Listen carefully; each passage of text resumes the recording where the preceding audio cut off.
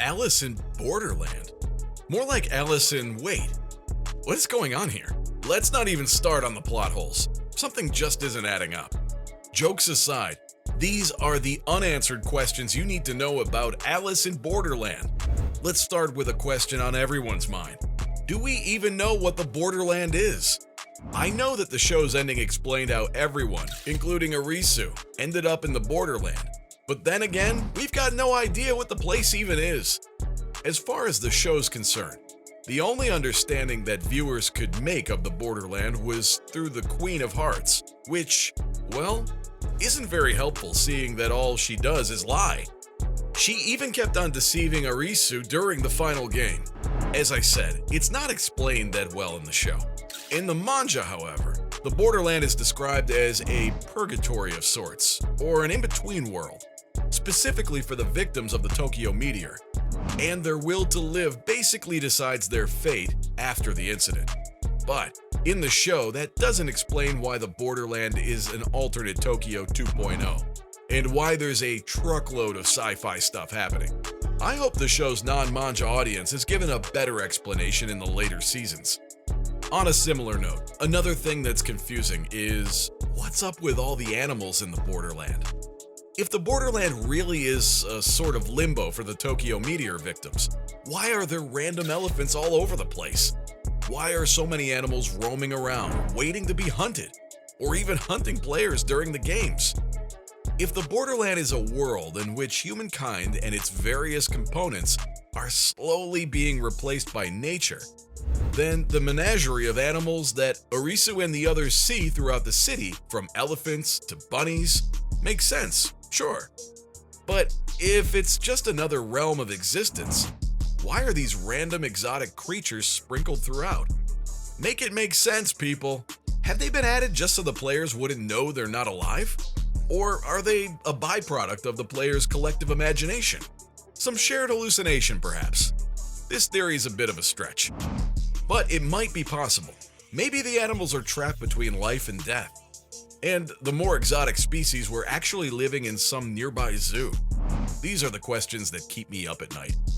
And the next question on our list is also linked to the concept of nature taking over. Why is there so much vegetation in the Borderland? Is nature fighting back? That would explain the growing vegetation in and around the city. Another explanation could be the mountains and the woods around Tokyo are only there to keep the victims of the meteor locked inside the place in which their bodies are. But that doesn't really explain why overgrown grass and vines are swallowing the buildings. Maybe the vegetation acts as symbolism for the passage of time in the realm. And the reason why there's so much rapid vegetation is that the longer the victims of the meteor take to be found, the smaller their chances of survival are. Here's another unanswered question on everyone's mind. Why can the characters move all around Borderland's Tokyo? Right after Arisu and the rest of the players first escape from the King of Spades,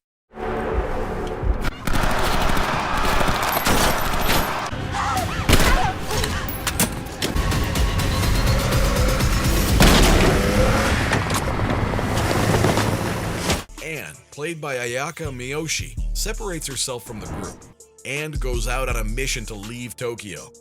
Though she soon finds out that once she reaches the outskirts of the Japanese capital, she can't go on because of all the mountains. But here's the part that's got me scratching my head. If the meteor didn't hit all of Tokyo, and only the Shibuya region, why is all of Tokyo suddenly accessible to people, animals, and things that were hit by the meteor?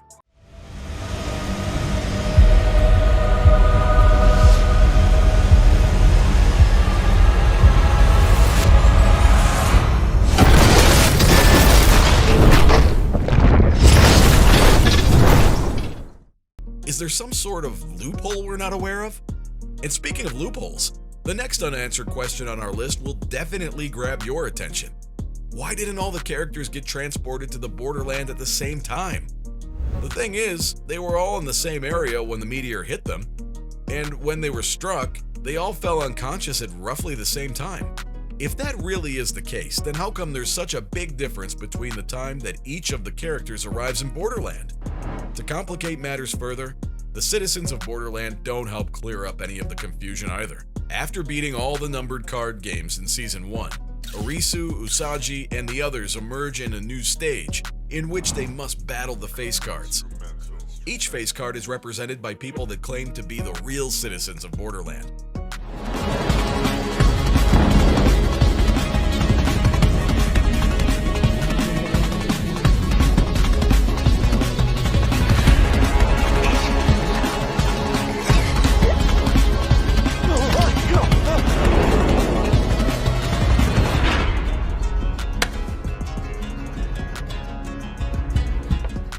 And in the finale, it's revealed that the citizens are actually players of the game that managed to complete all the games. These players choose to remain in Borderland instead of returning home. But if Arisu and his friends met actual victims of the meteor strike, how did they complete the game so much earlier than the others? Are they perhaps victims of another meteor strike? Or is it possible that this is yet another lie? It's possible that there's a layer to this we have yet to uncover. This brings me to yet another question that still hasn't been answered. Why are the citizens part of the game? The audience knows that the citizens of Borderland were once players just like Arisu, but that doesn't explain why they kept participating or creating games once they chose to stay behind. Could they have been forced into it? Or do they really believe that Borderland is a better world to live in, like Yaba and Sonato Banda? I have so many questions. Why are citizens risking their lives every time a new batch of tourists comes pouring in? Do they get a kick out of it? At the end of Season 2, we learn that the people who died in Borderland also died in the real world, while those who survived and chose to return overcame their cardiac arrest in the real world. But that doesn't explain what happened to the residents. Sure, maybe they died in the real world too, if they chose to stay in the Borderland and died there. But then again, the show never really touches on the subject. And it really should, because as far as the audience is concerned, it makes sense for everyone in real life to be in a coma. The last unanswered question on the list is, what's the purpose of the game to begin with? In Season 2, Team Arisu's players are supposed to learn the value of life. They beat the final game with the Queen of Hearts, and as a reward, they accept an offer to go back to the land of the living. But here's my question. What's the need for such a sadistic game of torture in the first place? Like, how is this going to teach any life lessons? Also, it's still not entirely clear if people who died in the first 2 seasons in the realm went to hell or heaven. And who's behind the whole thing? Maybe if we're lucky in the next season of Alice in Borderland, we'll find out who the mastermind or masterminds behind the game are. So there you have it. Those were all the questions regarding the show that are still unanswered.